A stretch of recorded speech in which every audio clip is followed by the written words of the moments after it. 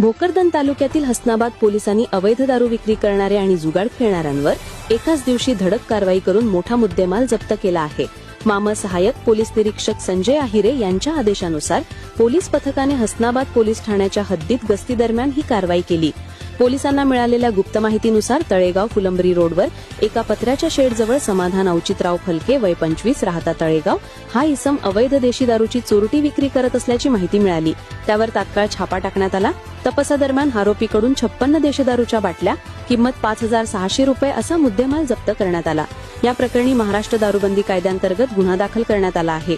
याचवेळी पोलिसांना आणखी एक गोपनीय माहिती मिळाली की तळेगाव येथील अदिती अर्बन बँकेच्या बाजूला असलेल्या पत्र्याच्या शेडमध्ये काही इसम पत्त्यांवर पैसे लावून 3 पत्ती नावाचा जुगार खेळत आहेत।